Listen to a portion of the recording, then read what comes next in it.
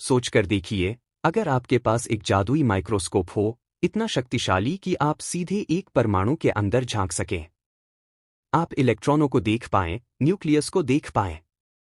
और उससे भी इंपॉर्टेंट चीज, आप परमाणु के अंदर के स्पेस को ही महसूस कर पाएं। तो आपका सवाल होगा, क्या वहां जो स्पेस टाइम है, वो वैसा ही है जैसा आउटर स्पेस में होता है? मतलब वह स्पेस टाइम फ्लैट होगा या कर्व्ड? तो चलिए दोस्तों, इसी सवाल की खोज में आज हम निकलते हैं कि एटम के अंदर स्पेस टाइम फ्लैट होता है या कर्व्ड।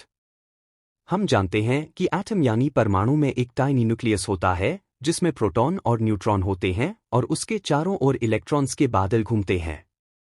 लेकिन साइंस ने हमें एक हैरान करने वाली बात बताई, न्यूक्लियस का साइज एटम के साइज का लगभग 1,00,000वां हिस्सा ही होता है और बाकी की स्पेस खाली होती है, जिसमें इलेक्ट्रॉन्स क्लाउड्स के रूप में घूमते हैं।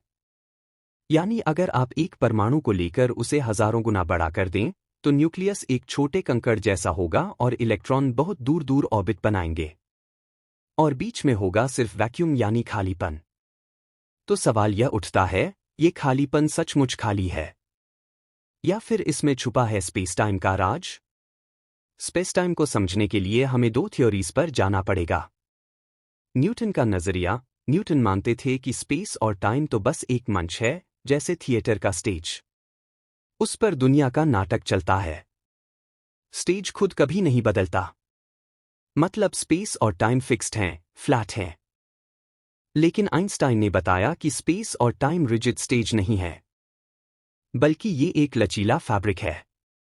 और जब इसमें मास या एनर्जी होती है, तो यह फैब्रिक मुड़ जाता है। सूरज जैसे बड़े मास से स्पेस टाइम कर्व होता है और धरती उसके चारों ओर घूमती है।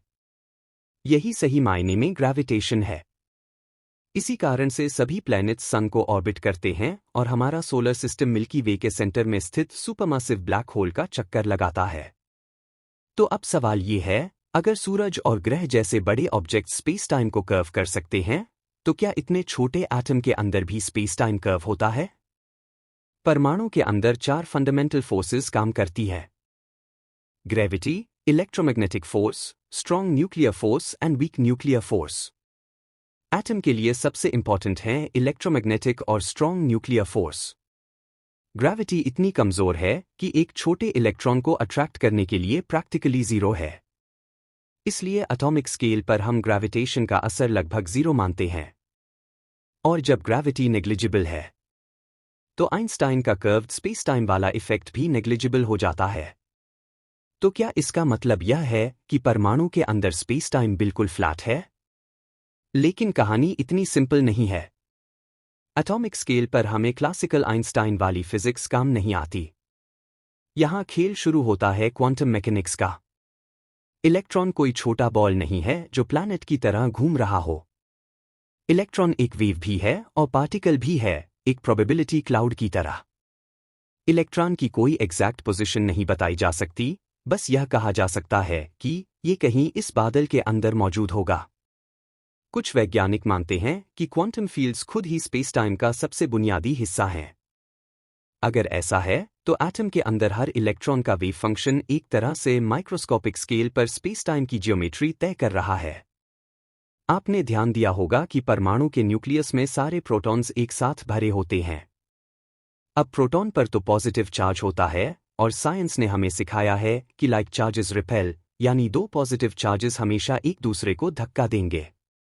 तो सवाल है, फिर भी प्रोटॉन्स न्यूक्लियस के अंदर एक साथ कैसे टिके रहते हैं? आपने ध्यान दिया होगा कि परमाणु के न्यूक्लियस में बहुत सारे प्रोटॉन्स एक साथ भरे होते हैं। इसका जवाब है strong nuclear force. Strong nuclear force प्रकृति की सबसे ताकतवर फंडामेंटल फोर्स है। ये इतनी शक्तिशाली है कि यह प्रोटॉन्स और न्यूट्रॉन को आपस में बांधकर न्यूक्लियस को ग्लू की तरह जोड़े रखती है।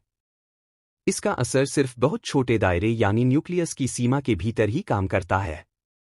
जैसा कि हम पहले बात कर चुके हैं कि न्यूक्लियस बहुत छोटे साइज का होता है। लेकिन इतने छोटे न्यूक्लियस में ही एटम का लगभग सारा मास कॉन्सेंट्रेटेड होता है। मास जितना कॉन्सेंट्रेटेड होता है, स्पेस टाइम का कर्वेचर उतना लोकलाइज्ड होता है। इसलिए एटम के केस में, अगर कर्वेचर की बात करें, तो वो अपने न्यूक्लियस के बहुत ही छोटे स्फीयर में होगा। एटॉमिक लेवल पर ग्रेविटी नेग्लिजिबल है, लेकिन अगर कभी ग्रेविटी या किसी दूसरी फोर्स की एनर्जी डेंसिटी इतनी बढ़ जाए कि कर्वेचर महसूस हो सके, तो वो कर्वेचर बस न्यूक्लियस के आसपास ही पैदा होगा, इलेक्ट्रॉन क्लाउड में नहीं। परमाणु के अंदर अगर कोई भी स्पेस-टाइम का कर्वेचर होता है, तो याद रखिए, वो बस न्यूक्लियस के आसपास ही होगा, क्योंकि एटम का करीब करीब सारा मास वही होता है। मतलब अगर किसी जादुई माइक्रोस्कोप से एटम के अंदर कर्वेचर देखना चाहें, तो वो न्यूक्लियस के पास ही मिलेगा। इसका मतलब है कि जैसे गैलेक्सीज और स्टार्स स्पेस टाइम को कर्व करते हैं, वैसे ही सूक्ष्म कण भी अपनी ऊर्जा से माइक्रोस्कोपिक कर्वेचर क्रिएट कर सकते हैं। यह कर्वेचर इतना सटल है कि हम उसे सीधे डिटेक्ट नहीं कर सकते। पर यही फैक्ट है जो हमें दिखता है, वो बस एक अप्रॉक्सिमेशन है, असली रियलिटी उससे बहुत गहरी है। आप इसके बारे में क्या सोचते हैं? अपने विचार कमेंट्स में जरूर लिखिएगा।